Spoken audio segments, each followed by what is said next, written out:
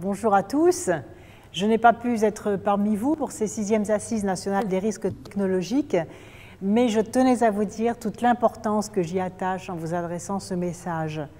En effet, une dizaine d'années après la loi Risque, nous devons approfondir notre engagement sur le chemin de ce qu'il est convenu d'appeler la modernité réflexive, qui fait de la prévention, de l'anticipation des risques, de l'information et de la protection des citoyens des dimensions indispensables de l'action commune. Celle des pouvoirs publics, bien sûr, celle des entreprises, qui ont en matière de sécurité industrielle une responsabilité partagée, indissociable de cette approche systémique, chère à René Amalberti, le grand témoin de ces assises. Vos travaux de ce jour sont très importants et je me réjouis que les deux thèmes retenus convergent avec mes priorités. D'une part, la simplification des réglementations pour faciliter leur mise en œuvre et d'autre part, l'interaction entre urbanisme et risque ou comment concilier la sécurité et l'aménagement durable. La simplification réglementaire et administrative est devenue une nécessité.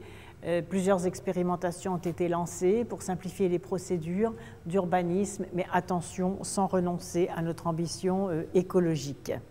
Concernant le thème de l'urbanisme et des risques, il s'agit bien entendu du sujet principal de la mise en œuvre des plans de prévention des risques technologiques pour nos concitoyens et nos entreprises. Et ces plans sont désormais majoritairement approuvés grâce, je le souligne, à l'excellent travail de concertation locale qui a été mené. Mais c'est maintenant le défi de leur mise en application concrète qu'il faut relever. Et nous ne pourrons pas le faire seuls.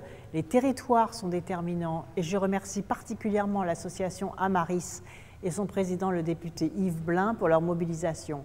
L'État sera présent à vos côtés avec ses services régionaux et départementaux et ses établissements publics, l'INERIS, le CEREMA, l'ANA.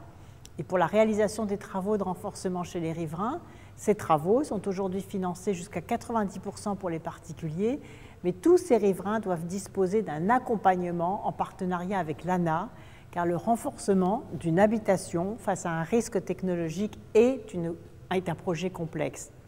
Pour les entreprises riveraines des sites à risque, car il en va aussi de l'avenir économique de notre territoire, j'ai décidé d'engager une révision des conditions de mise en œuvre des plans de prévention des risques pour les activités économiques afin d'apporter pour les entreprises les adaptations nécessaires à la loi Risque de 2003 qui n'avait pas été conçue pour elles, et ce, sans renoncer à notre ambition de faire progresser la sécurité des sites Seveso et de leurs riverains.